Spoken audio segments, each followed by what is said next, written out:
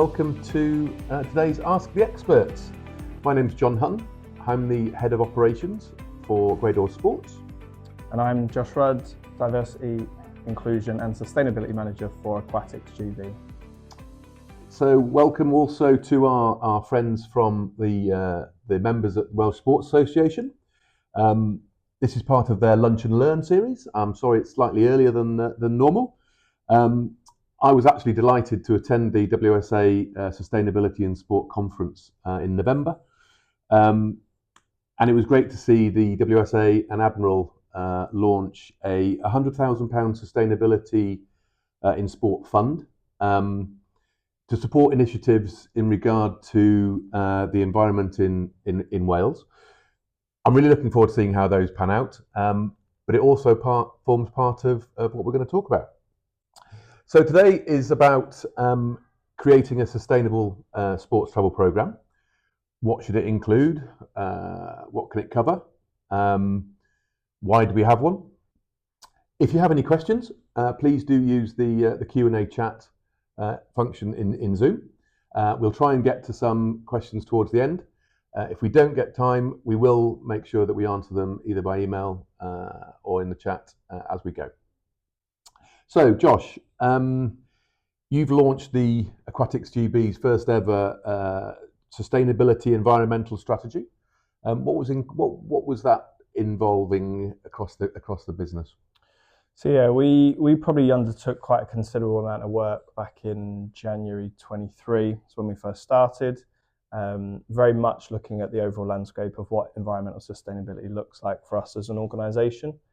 I think a big part of that was around ensuring that we did something that was meaningful to us and the people that we serve within the organisation itself. And there's such a range of stakeholders with what we do that actually it was really important to get their views in the first instance. So we did a lot of work around understanding what actually people wanted from us as an organisation, and equally then where we could target as being specific areas when we talk about environmental sustainability to really impact. And I think that was one of the main things that we wanted to get across with our strategy, was that this wasn't a performative piece, this was actually the work that we could do to make an impact within the space.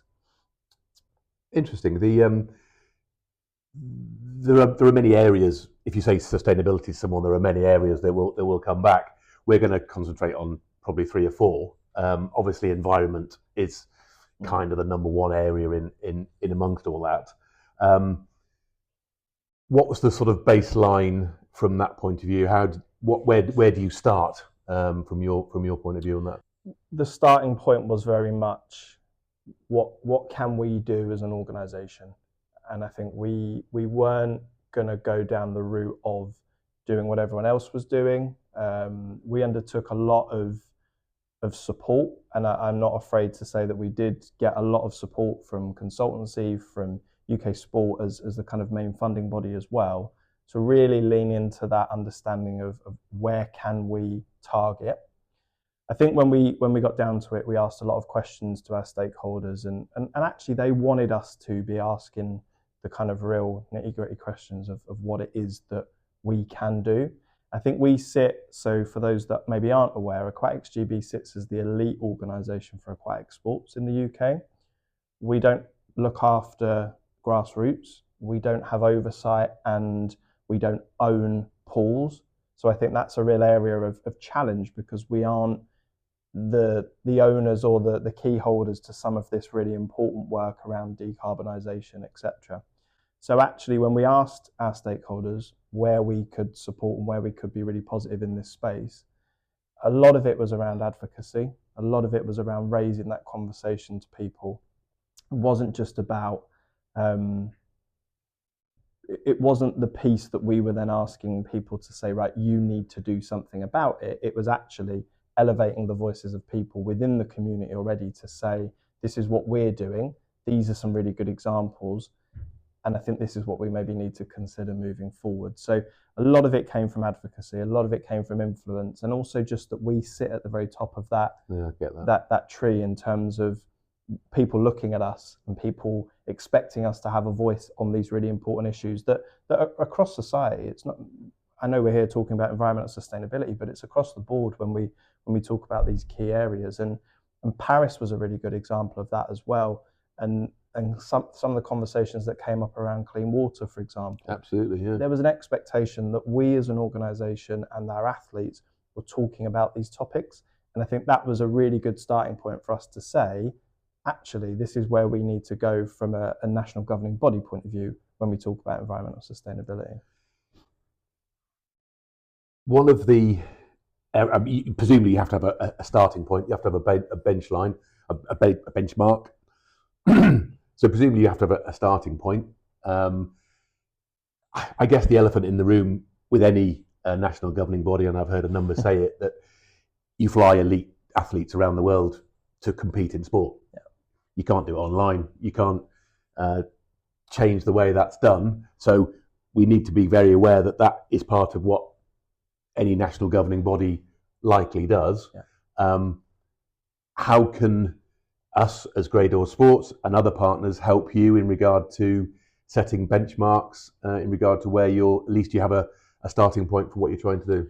Yeah, I think that's one of the key, not misconceptions, but it's one of the things that we always get asked is, well, how are you going to reduce carbon footprints? How are you going to reduce bench lines or benchmark numbers when you fly around the world? And it's a prime example from last year is that our Olympic and Paralympic team took the train from London to Paris, and in 4 years' time, they'll have to get a flight from London to Los Angeles. So actually, there is going to be a monumental increase in our carbon emissions in 4 years' time. But actually, when we look at it from a broader kind of what we manage and what we can change, I think it was quite clear that this is what we would term an unavoidable. And actually, we need to look more closely at the avoidable transactions when it comes to carbon emissions. So we've undertaken some work around looking at more closely how often we may or how often people may travel, why they may travel. I think the pandemic was a great example of how us as an organisation were already doing some really good things remotely, but also then understanding that some of these things that we do in elite sport are unavoidable, whereas we can make decisions that are going to be more responsible, but in a way that doesn't infringe upon performance. Yeah. And I think that's one of the key things for us is that it doesn't infringe upon performance, but it also supports the notion and the commitments that we have around environmental sustainability. And I think once we'd started to get down into understanding that, look, I'm not as the kind of subject expert within the organisation, I'm not going to tell athletes or coaches or the performance team that they can't travel, that they can't go to an event, that they can't go to a camp. But actually, it's about being mindful in what other ways that may affect. Money is a huge part of that. I was going to say that often go. There's a bit of yin and yang in that as well, isn't there, in regard to how that works. We all know that athletes need to travel in the best possible way that they can. They've been training for X number of weeks, X number of years for, take the Singapore this year's World Championships in Singapore in July, and all the lead up to that. You will have much preference on direct flights. There are things that we can do. Our online booking tool, Your Trip, you can sort air results by carbon emission as well as cost. It's always good if the lowest carbon emission is also the lowest cost. Yeah. Always helps. And finance is a big part of this area that we're looking at. But then you've got health and safety of travellers too. That's another area that is part of that piece. I think the one thing to say on that as well is that any of these additions through Grey Doors and through our travel options that give people an understanding of carbon emissions, educate people internally around what carbon emissions are. We probably haven't been at a point until we've done some work together on this actually around just getting it into people's on people's screens. So if we're an organisation of of hundreds of people that are traveling around week in, week out for competitions, camps, whatever it may be, actually then giving people the understanding, and I've seen this already on kind of your booking platforms, that actually if they've got a decision to make for a similar priced hotel or a similar priced trip, but it is considerably less in terms of emissions, it makes people think. And the closest thing I can align it to is probably when they first started bringing in, for better or for worse, calories on menus. It's a good example of where actually you bring it to people's conversation, or people then think about it and go, oh, hang on a minute, that's considerably more than I thought it would be. It puts the information in front of you, doesn't it? Exactly. And I think that's only a positive thing from my perspective in terms of getting people to have that conversation when it comes to CO2, etc. But that also starts from the very top as well. You need buy-in from the top of the business and the top of the organisation. Agreed. And I think that's one of the things we've definitely found, especially over the last 18 months. Drew, our CEO, has come in and very much takes this area seriously in terms of how we as an organisation adapt, and how we as an organisation kind of position ourselves within the environmental sustainability space. But equally, from a commercial perspective as well, there is a real shift, I believe, and he believes, for organisations that are commercially or environmentally responsible from a commercial perspective, and actually having that connection between the two to understand that we're doing this for the right reasons and it isn't just a performative piece that we're putting online, actually I think adds a lot more weight from a commercial perspective and from an external perspective for people to look at us as an organisation. And that is that stakeholder expectation and that regulatory compliance. That presumably you're reporting into UK Sport, or how does it work? So yeah, we report to UK Sport. UK Sport are our main funding partners, and there is an element that has come from the expectations. So the governance piece has been quite important for us to ensure that we've got that aspect of it within the system. But again, I don't believe this is our strategy wasn't the piece that we just had to do it from a governance point of view. This is now coming to be a much more understanding of actually we as an organisation can be more beneficial from doing these things and implementing these policies and objectives because of the commercial element, because of the ability that it makes sense within that space. I think that for us is a real driver, rather than it just being a compliance or a governance piece. Yeah. And a structured travel program around all of this area. Finance is a big part of it.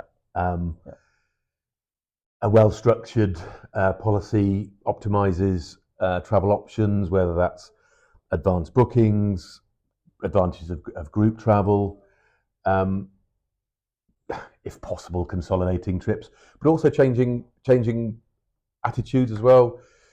Train travel, certainly into Europe. Into Europe, flights now becoming, is it possible to do that by train? Changing that mindset with a structure in there, you can make a difference financially, but also from an environmental point of view, what that gives you in regard to possible sponsorship and funding opportunities too. Yeah. I think that's the key for us, is understanding that there are different modes of transport and travel when it's adopted in the right way. And I think you hit the nail on the head there when you said actually knowing that it's the performance element is really important for us, and the trip efficiency for our athletes is probably one of the key aspects to booking some of these trips. Equally, if that can be done through rail, if that can be done through group travel, if that can be consolidated in some way, I think that's a really important aspect for us as well. And as I mentioned right at the very beginning, Admiral and the WSA have launched a £100,000 sustainability fund that is available for Welsh members of the WSA to take those grants and improve the environment around them. Those sorts of fundings are available. Yeah, I think we're seeing that more. I think we're definitely seeing more organisations recognising that they've maybe got a role to play in this aspect of of environmental sustainability, or they've got some nuances in which they can really develop. And I think for us, we've really pushed around advocacy and influencing people, and our kind of USP in a sense is our athletes, and our athletes are really passionate about this. Our stakeholders, as a general rule, are really passionate about this. When we first did the environmental sustainability strategy, we did a stakeholder survey, and 93% of our respondents said that they expect the organisation to be talking and doing positive action within the environmental sustainability space. So this isn't us, again, as I was saying, from a regulatory or compliance point of view, this isn't us just saying, well, we're going to do it because we're told to do it or there's an expectation. We're doing it because we understand that it's an important area, and also that people expect us to be doing it as well. We talk, we've moved around a little bit, but we talk about reporting on having the right reporting, and then the reduction, and then possibly removing on CO2 emissions. Reduction, recycling plans. What do you do in that sort of area? Have you got things that you can? So yeah, I think there's probably 2 points to that. The first one is understanding the baseline. Yeah, that's been really important for us to get an understanding of what our baseline is and what our boundaries are. And I think, completely being honest, we're still in that space of really understanding where our boundary is. But actually, the more we understand, I think the better we can be in terms of reporting that. The second part to that, I would say, is within our strategy and our objectives, we've set that all of our events, because we don't just fly everywhere to go to events, we host events as well. We've said that we are committed to not supplying single-use plastics at all of our events across the year. And we trialled that last year, and we were pretty much there last year. We were really happy with the process of that, and actually, from our perspective, we were close, if not almost there, to not supplying single-use plastics. So this year, we're really confident that actually that's going to be something we can hit our target on. So there's other ways and means in which we are reducing. Again, it's the unavoidable stuff versus the avoidable stuff, and I think that's really important for us to understand, is what can we influence. Things like events that we own, that we supply to, it doesn't need to include single-use plastic. So that's one of the ways that we're doing things to target that. And then you've also spoken, I've heard you before talking about kit recycling as well. Yep, so doing a really big project, a couple of projects actually, around kit recycling and also reuse. So actually for us, it's not necessarily about recycling the product, it's about giving it a second home. So we're doing a couple of projects around how we can donate our old kit and no longer fit for purpose kit that we can then offer to communities, to charities, whether that's in the UK or abroad with our partners. And then also looking at how we can redistribute kit to people from, say, low socioeconomic backgrounds or the underrepresented communities that may see that as being a barrier. So racing suits are a great example. They're quite unique in the way that they're made. They've got different materials that maybe aren't the most environmentally friendly, shall we say. It has shifted, and actually some of the suppliers have worked quite hard over the years to change that materials. But actually they can be upwards of £200, £300 each. And actually, if we can provide a reuse opportunity rather than a recycle opportunity, for us, that's the best intention. It gets second life, it gets different areas. I also know that Hector Pardo is one of our open water swimmers. He's really passionate about this space, and we've had discussions recently just around open water, so wetsuits, how we can get people to be more engaged with the sport as a whole, but also then from a perspective of actually access, how can we get people to reuse their suits or donate their suits to a worthy cause if they want to buy a new one. And whilst there were the issues in Paris in regard to the open water, it's great that it elevated the conversation and put it in people's minds. I think if you ask Hector the amount of conversations he had to have about how clean was the water or how was it when you were swimming in it, he's over that now. But you're right. It raises the question, and it brings once again that conversation of things like clean water, things like access to rivers. We all see it around river quality in the UK. It elevates that conversation, and the expectation from people is that we need to be talking about that as well. And I feel like we're on that path to definitely elevating that. And one of the other sort of areas in this piece that we're talking about is almost like long-term sporting viability. I'm involved in grassroots community rugby, and we probably lose more games now to waterlogging or flooded pitches than we do to frozen pitches, yeah. as an example. And everything that we do in this area, we're trying to safeguard sort of future competitions and areas of the sport. Slightly different for swimming pools, but anything that's outdoors. And I'll take flooding of open water as part of that. Mm-hmm.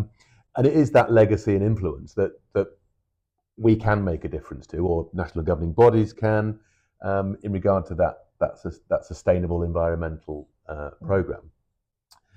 Talking about legacy, you've worked also with World Aquatics as well. What's been the role there? Yeah, I think that's probably been a nice junction into World Aquatics. So very much from the advocacy piece, we've spoken a lot about how we engage world governing bodies to support us as a national governing body, but also share the experiences of other national governing bodies around the world. I think it's really important. You raised the point around kind of competing demands when it comes to what each sport might face, and actually we aren't alone in challenges from environmental sustainability. The energy crisis was a huge one, and the closure of swimming pools, obviously open water spaces. We hear now about sewage in rivers and open spaces. So I think every sport probably is affected in some way, and I think I very much as well felt like the responsibility or the ability to advocate for that on the world stage was something that I'm really passionate about, and that I was really fortunate to be asked to join the World Aquatics Environmental Sustainability Advisory Group. It's got a great ring to it. Another nice long sentence there. But no, I think it was really important for me to be a part of that, to advocate from a UK perspective. But I've been really fascinated by the experiences of other national governing bodies and the demands that are placed on them.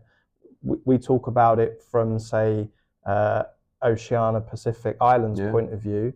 Their demands are very different to what we have from a UK or Europe perspective. So actually understanding about the interplay of environmental sustainability and how it has an impact, I think has been really interesting for me, whilst also then elevating the voices of what we have here. And it's great to see from a UK sport point of view the role that Aquatics GB is now playing in World Aquatics. And I think that's probably testament to the work that we've done over the last 2 or 3 years. And I think the real effort that we've put in to creating this strategy, it's not been a 6-week thing and then we've done it. This was over a good year and a half that we've really thought about the areas, the impact, what our stakeholders are saying. And I think that's probably now been reflected in the way we're perceived from an environmental sustainability point of view around the world when it comes to aquatic sports. Yeah, I'm mindful of time. I'm just going to just check if there's any questions that have come in. Actually, there is one here for you, Josh, which is handy. What are your overall targets for Aquatics GB going forward?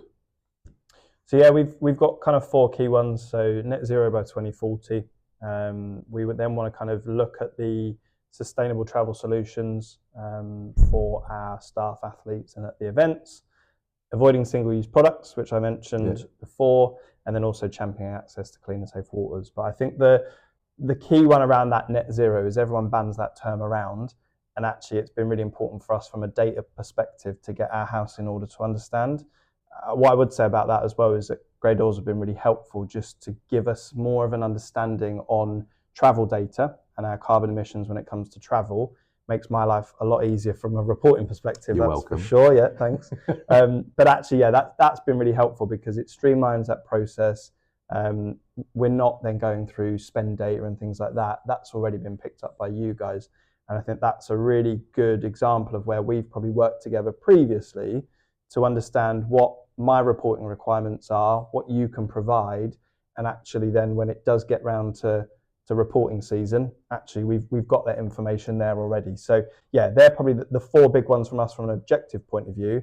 data, I think, is a really important objective within that as well. If you don't know where you're starting from, then Exactly. you're not going. You don't know where you're going. Exactly that. Yeah. But net zero by 2040. That's the plan. I think that's probably across the board a key area. 50% reduction by 2030, net zero by 2040. We're confident, but I also think, again, it's understanding where we're at currently with a view that we then know how to reduce. Fantastic. And I think that's probably the key area within the sporting world and probably across the sectors, actually about understanding where we're at currently and where we need to get to. Fantastic. We're out of time. If there are any questions, our team will get back to you. I'm sorry we haven't answered all of them. Thank you very much for joining us. I hope you found it informative. We've enjoyed it. Thank you very much, Josh. Pleasure. Lovely to see you. Safe travels.